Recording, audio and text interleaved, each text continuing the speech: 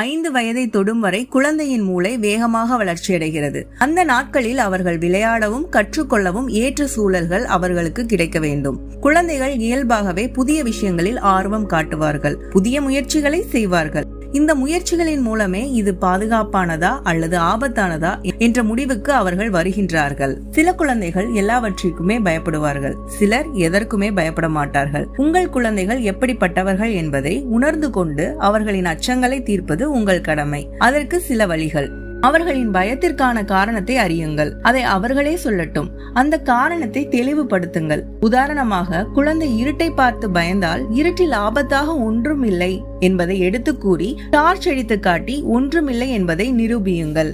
குழந்தைகள் இருக்கும் சூழல் நன்றாக உள்ளது என்பதை உறுதி செய்யுங்கள். அவர்களின் பாதுகாப்பு உணர்வை பலப்படுத்துங்கள். எப்படிப்பட்ட சூழலிலும் பெற்றோர் நம்முடன் இருப்பார்கள் என்ற பாதுகாப்பு உணர்வை அவர்கள் மனதில் பதியும்படி ஏற்படுத்த வேண்டும். பயத்தை துறந்து அச்சமின்றி வாழ்வதால் கிடைக்கும் பலன்களை அவர்களுக்கு உணர்த்துங்கள். மனதில் குழப்பங்கள் இல்லாமல் மற்ற விஷயங்களில் கவனம் செலுத்தி செயல்களை செய்ய முடியும் என்பதை சுட்டிக்காட்டுங்கள். ஏற்கனவே சில பயங்களிலிருந்து அவர்கள் மீண்டு வந்திருப்பார்கள். அந்த வெற்றியை சுட்டிக்காட்டி இதேபோல் இம்முறையும் உங்களால் துணிவுடன் மீண்டு வர முடியும் என்று ஊக்கப்படுத்துங்கள். அவர்களுக்கு புரியாத விஷயங்களை சொல்லாதீர்கள்.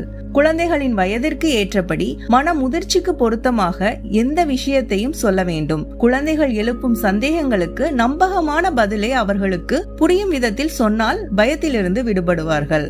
அர்த்தமுள்ள பயங்களை அகற்ற நினைக்காதீர்கள். முதலைகள் நீந்தும் ஆற்றில் இறங்குவது உயிருக்கே ஆபத்து எனும் போது அதில் குதிப்பதில் சாகசமில்லை. அந்த ஆற்றில் கால் வைக்கவே பயப்பட வேண்டும். இது போன்ற நியாயமான பயங்களுக்கும் இருட்டு அறைக்குள் பேய் இருக்கிறது என்பது போன்ற அபத்தமான பயங்களுக்கும் இருக்கும் வித்தியாசத்தை அவர்களுக்கு உணர்த்துங்கள். ஒரு நாளில் திடீரென பயத்தை துறந்துவிட்டு துணிச்சல்காரராக